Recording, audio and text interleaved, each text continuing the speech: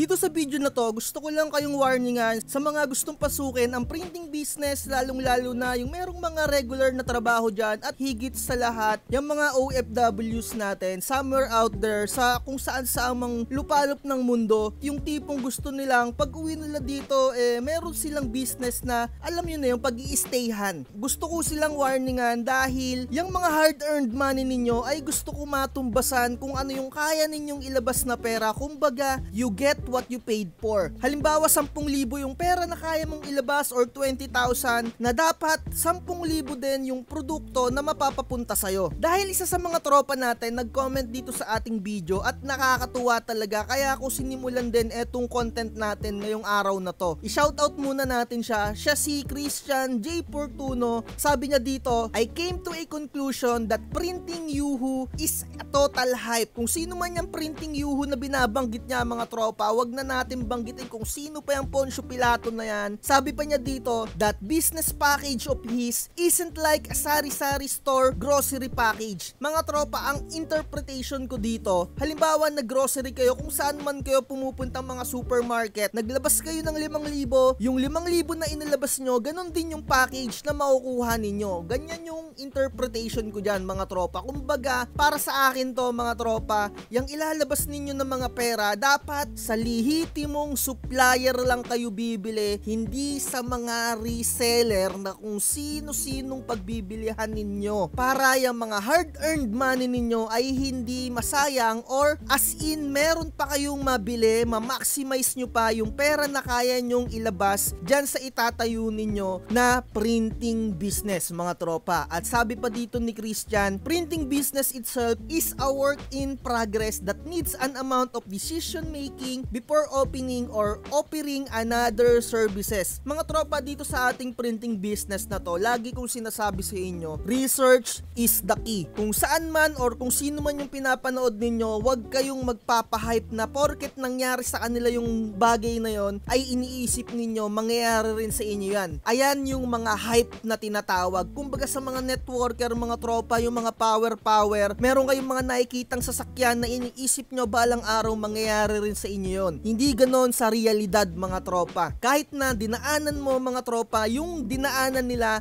medyo 50-50 yung mangyayari, maaaring ma-field ka or maaaring mag-success ka, diba? Ganun lang talaga. At dito nga sa printing business natin na to mga tropa ko, practice is the key, research is the key. Sa una, kung tipong gusto mo lang ng mga side hustle, nag-work from home ka, bumili ka ng printer dyan, magpa-print ka muna ng mga documents, dyan nagsisimula ang maayos na printing business na to, no? Hindi yung lalaktaw ka ng lalaktaw na nakita mo, nag-o-offer si ganito ng ganyan, tapos gagayahin mo, diba? Kasi dun sa isa nating, alam naman natin kung sino yung mga kumag-kumag or kung sino yung mga nagpapahype dyan somewhere out there. Meron akong napanood na ID Printing Emirate. Ang ibig ko sabihin dun sa video na tinatopic niya, pagka daw nakakuha ka daw ng isang eskwelahan, halimbawa 5,000 daw yung student doon, sisingilin mo ng 60 pesos or 80 pesos. 80 pesos times 5,000, napakalaking halaga mga tropa. Tapos mag-avail ka na ng package na ganon, 'di ba? Mga tropa ko, ito ang real shit diyan. Hindi ka kagad makakuha ng mga ganyang kalaking projects kung nagsisimula ka pa lang at kung wala ka pang pangalan sa industriya na to mga tropa. Kailangan mo pa ng permits dyan or kung ano-ano pa mang kailangan mo dyan, di ba? Ganun naman talaga eh. Kaya wag kayong magpapahype at lagi ko talagang inuulit na hindi porkit nangyari sa'yo or nangyari sa kanya ay mangyayari rin sa'yo yan. Ginagawa ko tong vlogs natin talaga ngayon dahil malapit ng mag-December at alam naman natin sa December makakakuha kayo ng mga 13th month, 14th month, mga bonus, performance bonus at alam ko na nagpaplano kayo mag-business or magdagdag ng mga side hustle na kahit hindi na printing business mga tropa, mag-conduct muna kayo ng research bago nyo pasukin kung ano man yung business na gagawin ninyo. Hindi yung meron kang pera dyan na gusto mo na mag-start ng business na bibilihin mo na yung package na yun. Sabihin na lang natin sa hindi na printing business, no? Yung mga buy and sell na lang. Halimbawa mga longganisa na gusto mong mag-start lang talaga ng business, nasa bahay ka pa lang, 'di ba? Paano kung you know, 'di ba? Hindi mo mabenta. Sabihin na natin na hindi mo mabenta, syempre kakainin mo. So yung business mo na yon, ikaw pa rin yung nakinabang na yung paikot na pera mo nawala na. So diyan na magsisimula yung lugi. Sabihin na natin na lugi or pwede nating hindi sabihin na nalugi kasi nagamit mo rin yung longganisa, nakain mo rin, 'di ba? So, kailangan talaga sa isang papasukin mo na business, aralin mo talaga unang-una yung market, kung ano yung mga produkto na i-cater mo, at higit sa lahat mga tropa, ang pinaka-importante, alamin nyo yung tunay na presyo ng mga materyales na binibili ninyo sa mga lehitimong distributor, hindi sa mga second-hand reseller. Kasi yung mga second-hand reseller, pinatungan na nila ng limpak-limpak yan, di ba? Eh di nauto kayo na hindi nyo mamamaximize yung pera na inilabas ninyo, 'di ba? Ganun lang talaga. At sinasabi ko sa inyo nga, kahit sa akin, wag din kayong maniwala kahit papano. Mag-conduct pa rin kayo ng research na kayo talaga. Kumbaga i-extract nyo lang yung mga knowledge or yung mga details na mga sinasabi ko or kahit na kani-kanino, basta wag kayong magpapauto, mag-conduct kayo ng sarili nyong research. Lahat ng mga importante kung paano gawin. Tapos diyan na kayo mag-conduct kung saan bibili ng mga materyales na ganito, kung mura ba yung sinasabi ko or kung mas mura yung alam ninyo. Ako mga tropa, lahat ng mga binabanggit ko ng mga materials nasa description ng mga videos ko, lahat nandun yung link. Lahat yan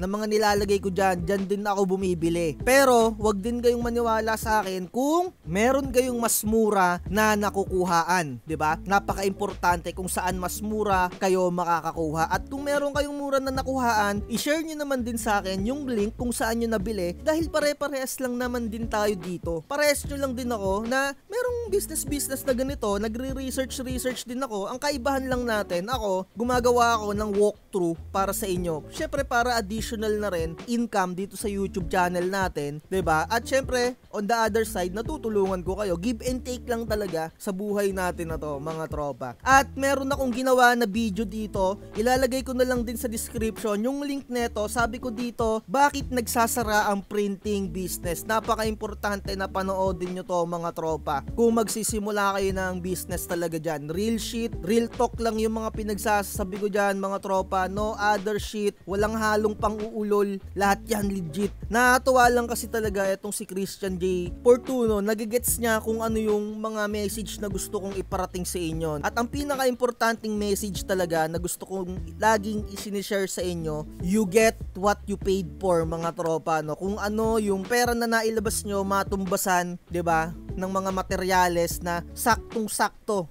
SRP, suggested retail price, kasi diyan talaga kayo kikita, 'di ba? So papaano na lang kung nakabili kayo ng mga second hand reseller, 'di ba? Yung normal price meron ng patong. Syempre ang tendency nun, mas mahal yung mga product na maikikater mo. Eh yung kalaban mo diyan sa tapat ng bahay mo, suggested retail price yung mga nakukuha niya na materyales. Syempre yung mga presyuhan niya di hamak na mas mababa sa'yo. Yung tinatawag naman na wag magpababaan ng presyo, subjective yan, mga tropa. Yan ay sa mga crafting, 'di ba? Kung yung product na ginagawa mo ay kina-craft mo talaga, 'di ba? Yung talagang skills mo yon. Syempre wag kang magpababa ng presyo doon. Pero mga tropa, mas makaka-less ka sa presyo mo kung ang mga materials mo ay nabili mo ng normal price, 'di ba? Naiisip nyo ba, nagigets nyo? Sana nagigets nyo yung punto ko. Wag magpababaan ng presyo. Tama yan, legit yan. Pero, yung presyo na napakataas mo ibigay, bababa pa ng kukonti yan kung yung mga materials na ginagamit mo ay suggested retail price mo nakukuha. Meaning, hindi sa mga reseller. Kaya mag-conduct kayo ng mga research. Wag kayong magpapahype na hindi porkit sikat yung nagsasabi, na hindi porkit ako yung nagsasabi. Yung mga nasa description ko na link, hanapin nyo kung meron kayong mas mura, 'di ba? Di mas goods. At tapos i-share nyo din sa akin. So siguro sapat na tong details na to, medyo pa ulit-ulit na tayo. Siguro naman nagets nyo yung message na gusto kong iparating sa inyo, lalong-lalo na sa mga tropa natin dyan outside ng Pilipinas, mga OFW or kung sino mang mga magre-retiro na merong sapat na pera na hindi porket may pera ka i-a-avail mo na yon, 'di ba? Research is the key. Salamat sa mga nag-a-avail ng mga templates natin dahil isa yan, mga tropa, na paraan kung papaano natin masusustain etong channel natin. Give and take lang naman din tayo at yung mga templates ko, sinishare ko lang sa inyo para meron akong katulong magbayad ng aking cloud server kung saan para ma-maintain ko yung mga nakalagay doon, 'di ba? Syempre alam naman natin yung cloud server meron talagang mga bayad yan. Kung meron kayong mga cloud server na libre, i-share nyo sa akin, doon ko ilalagay yung ating mga templates, 'di ba? Para ma-share ko din sa inyo ng libre. Ganun lang naman din At meron din ako mga templates na binura na free. Dahil nga sinabi ko sa inyo, tulungan lang tayo, walang mga nagdo-donate dun sa template na yun. Ayun, ang nangyari, na-delete na yung files natin. Sorry na lang din. Siguro susubukan ko maghanap ng free na cloud server kung saan makakapag-upload tayo ng mga files. Kasi yung mga iba dyan na kahit papano nakakakuha din ng mga sheets sa atin, ayaw naman din magbalik ng kahit papano sa atin. No? 5 piso, 10 piso is a good thing na rin para masustain natin yon. Yung ibang free template na nilalagay ko dyan. Kaso wala wala rin naman. Di naman natin din masisisi yung iba. Ayun, na-delete na lang din yung file. Kaya merong mga nagme-message sa akin na nasan daw yung template na ganito. Sinasabi ko sa kanila na pasensya na kasi na-delete yung template natin. Hindi natin na-sustain yung free cloud server natin. Kasi yung cloud server na isa na yon, yung Mediafire, 15 gig lang yung libre doon or parang 10 gig lang yung libre doon. 'Di ba? Syempre hassle naman ako kung gagawa ng another account, 'di ba? Kaya isang account lang yung ginagawa ko doon. So, ayun lang, sana nagigets nyo rin yung mga point ko. Alam ko naman na 9 out of 10 sa inyo medyo matatalino na or kahit papano nabukas na yung isipan. Syempre hindi natin mapiplease lahat at kahit papano, sana naman huwag kayong magpapauto talaga. Dito na natin tatapusin yung vlogs natin. Like, share, and subscribe. Message nyo ako kung kailangan nyo ng templates. Tulungan lang tayo at huwag magpapauto. Bye! Chill lang, relax, ngitin. Kahit buhay di ganong kadali. Purchase your tracks today. Chill lang, relax, ngitin.